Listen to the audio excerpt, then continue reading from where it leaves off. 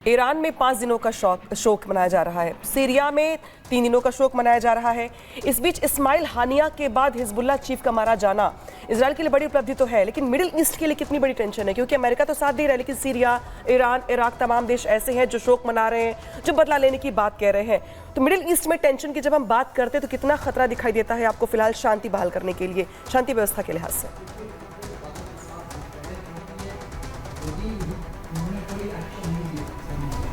Iran और बाकी जितने भी मुस्लिम कंट्रीज ने एक्शन लेने की स्थिति में है क्या? आपके पास आ रही है सर, आपके पास आ रही हूँ सर, आपकी कुछ दिक्कत हो रही है ऑडियो में। कलन शालीन सवाल मेरा यही है आपसे, अब बात तो कर रहे बदला लेने की, स्थिति में है क्या बदला लेने की? दूसरा सवाल ये कि जो शोक मना रहे देश सीरिया है, इराक है, ईरान है, क्या इस स्थिति में है वो कि आज इजराइल के सामने खड़े होकर के लड़ सके, कुछ बोल सके? क्योंकि जिस तरीके से इजराइल ने हमले किए बीते कुछ दिनों में, पहले इस्माइल हानिया को मार गिराया, अब हिजबुल्लाह चीफ का भी यहाँ पे मार गिराया गया, तो ये देश स्थिति में है लड़ पाने के, जीत पाने के, बदला ले पाने के? आप खुद समझने की कोशिश करिए। क्या आपको लगता है कि यूएस में काबिलियत नहीं है कि वो किसी कंट्री पर अटैक कर पाए? काबिलियत है, इच्छा शक्ति नहीं है। एक वर्ल्ड डिप्लोमेसी में उनको अलाउड नहीं है। इसी तरह ईरान की अगर बात करें, ईरान के पास एक ऑर्गेनाइज फोर्स है। मे बी अगर नंबर में अप डाउन अगर आप चलेंगे तो शायद इस समय आप पाएंगे कि नंबर गेम में ईरान की जो फोर्सेस हैं वो थोड़ी ऊपर हैं, लेकिन बात ऊपर नीचे की नहीं है। यहाँ बात है एग्जिस्टेंस की।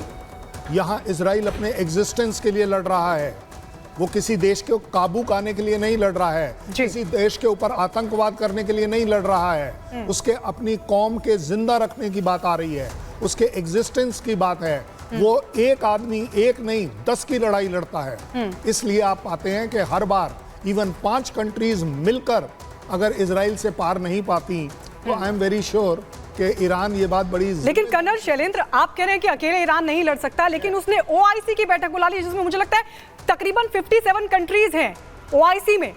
ओआईसी की बैठक बुला ली है, तो क्या ये सब एकजुट होकर अब इजराइल के खिलाफ मोर्चा खोलेंगी? सर आपके पास लौट रहे हैं, क्योंकि इस बीच एक बड़ी खबर अपने दर्शकों को बता दें, और बड़ी खबर ये मिल रही है कि नसरुल्लाह की मौत पर बाइडेन ने स्टेटमेंट दिया है। यूएस नागरिकों की मौत का था जिम्मेदार, ये बाइडेन कह रहे हैं। न्याय के मुताबिक काम हुआ। जो बाइडेन नसरुल्लाह की मौत को सही बता रहे हैं, न्यायपूर्ण बता रहे हैं, वो कह रहे हैं कि न जाने कितने अमेरिकी इस बीच मारे गए और नसरुल्लाह के साथ जो कुछ भी हुआ वो सही था। एसपी सिन्हा लगातार हमारे साथ बने हुए हैं। Major general SP Sinha, Joe Biden कह रहे हैं कि अमेरिकियों के साथ अन्याय हो रहा था, कई अमेरिकी मारे गए इस बीच, नसरुल्लाह की मौत बिल्कुल सही था, अमेरिकियों के साथ न्याय हुआ, कैसे देखते हैं आप? एकदम मिस्टर बाइडेन का वक्तव्य एकदम सही है। मैं पूछना चाहता हूँ, इजराइल को राइट टू एग्जिस्टेंस है कि नहीं? जिस जमीन पे इजराइल है वो इजराइल का है कि नहीं? मुस्लिम कंट्रीज के पास तो 57 देश हैं, वो इजराइल के पीछे क्यों पड़े रहते हैं? ओस्लो अकॉर्ड हुआ, 4 अकॉर्ड हुआ, क्या उसका सम्मान किया उस गल्फ कंट्रीज ने? क्या ईरान ने सम्मान किया? क्या हमास ने सम्मान किया? नहीं।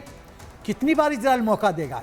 इजराइल तो झुक झुक के मौका देता रहा है, लेकिन जब सवाल है कि आप एक बिल्ली को भी एक कॉर्नर में ले जाएंगे तो बिल्ली जंप करेगी, पहली बात। दूसरी बात है कि क्या ये सच नहीं है कि जो हसन नसरुल्लाह था, वो जो 7 अक्टूबर वाला अटैक था, उसमें प्रिंसिपल एक्टर था, कितने लोग की मौत हुई? बच्चों की मौत हुई, औरतों के साथ बलात्कार हुआ, इसकी जिम्मेदारी कौन लेगा? Who is accountable? सवाल ये प्रश्न उठता है। तो कहीं ना कहीं तो लॉ ऑफ प्रकृति का नियम है, एंड ऑफ जस्टिस तो होगा, वही हुआ है। और सवाल यह है कि जब शांति का इतना बार इजराइल ने ऑफर दिया और आप ठुकरा रहे हैं, अब क्या? आप एक बड़ा अच्छा प्रश्न शुरू में पूछी थी, व्हाट नेक्स्ट, आगे क्या होगा? आगे ये खाली उछलेंगे कूदेंगे, फेस सेविंग एक्सरसाइज करने के लिए थोड़ा मोड़ा हरकत करेंगे, बट वो लोग जानते हैं कि इजराइल एक प्रोफेशनल आर्म फोर्सेस है, बहुत प्रोफेशनल। आप सोचिए कि इजराइल पेनिट्रेट कर चुका है हिजबुल्लाह में। उसके जो इंटेलिजेंस 2 तरह के होते हैं, एक नॉर्मल इंटेलिजेंस, एक एक्शनेबल इंटेलिजेंस। सर आपके पास लौटूंगी मैं, पहले रुक लेते। बड़ी खबर का जो क्या रही रूस के हवाले से, रूस ने इजरायली हमले का विरोध किया है। रूस ने नसरुल्लाह की हत्या की निंदा की है और तनाव बढ़ाने के लिए इजराइल को जिम्मेदार माना है। ये वो रूस है जो लगातार कई सालों से युद्ध में फिलहाल है, लेकिन रूस ने फिलहाल इजरायली हमले का यहाँ पे विरोध किया है।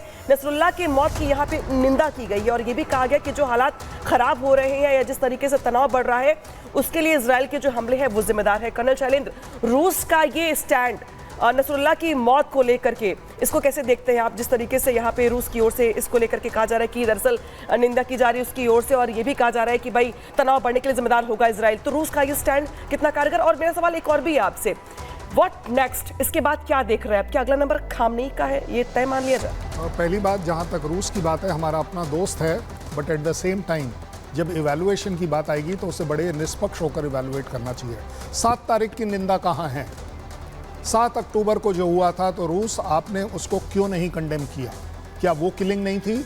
क्या वो एक पीसफुल एनवायरनमेंट में, एक फेस्टिवल एनवायरनमेंट में आपने एक तरीके से बोलते हैं जिसको कि दरिंदगी की सारी हदें पार कर दी, जिस तरीके से बच्चों को आपने उठाया, उसकी कंडेमनेशन कहाँ है? क्या वो बड़ा अच्छा काम था? और चलिए कोई बात नहीं, नसरुल्लाह पर आ जाते हैं। नसरुल्लाह ने ऐसा ह्यूमैनिटी के लिए कौन सा अच्छा काम किया है? ज़रा मुझे उंगली पर नहीं, सिर्फ मुंह से एक गिना दीजिए, 1 सिंगल सेंटेंस जो नसरुल्लाह ने अपनी ज़िंदगी में ह्यूमैनिटी के लिए, दुनिया के लिए, रशिया के लिए, किसी के लिए भी अच्छा किया हो। अगर रशिया, आप खुद मानते हैं कि टेररिज्म अपने आप में दुनिया के ऊपर अभिशाप है, और टेररिस्ट करने वाला आदमी अपने आप में सिर्फ और एक चीज़ का हकदार है, और वो है मौत का हकदार। ये मैंने नहीं, पुतिन ने कहा है। और अगर पुतिन की बात माननी जाए तो इस किलिंग के अंदर कौन सी गलत काम हुआ है? एक अकेला आदमी, रशिया खड़ा है सर।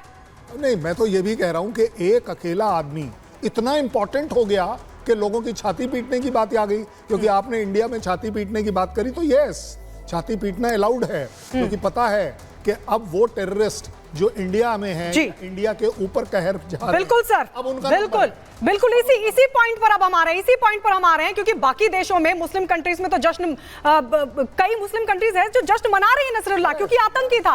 लेकिन हमारे भारत की एसपी से नाम, मैं आपके पास आ रही हूं, हमारे भारत में कुछ लोग छाती पीट रहे हैं। आप सोचिए, जम्मू कश्मीर के बड़गांव में प्रोटेस्ट होता है, वहां की एक्स सीएम महबूबा मुफ्ती बाकायदा चुनाव रद्द कर देती हैं, और वो नसरुल्लाह को शहीद बता रही हैं। भारत का क्या लेना देना आतंकी नसरुल्लाह से? नहीं, इतना यदि कंसर्न है कि किसी की हत्या हुई है, तो मैं जो बांग्लादेश में जो हिंदुओं की हत्या हुई, अब औरतों के साथ बलात्कार हुआ, उसमें क्यों नहीं छाती पीटते हैं? ये आप 2 मापदंड तो नहीं रख सकते ना। तो प्रॉब्लम है कि खाली धर्म के नाम पे ये लोग छाती पीटते हैं, क्योंकि वो नसरुल्लाह मुसलमान है, इसलिए छाती पीटो। बाकी कोई धर्म का होता हो तो वो कुछ नहीं कहते ये। बांग्लादेश में तो उन्होंने कुछ नहीं कहा। आतंक का कौन सा धर्म होता है सर? वही नहीं, आतंक का तो धर्म होता है। आप आतंक का धर्म होता है, आतंक का धर्म होता है। आप देख लीजिए मैक्सिमम आतंकी कौन है।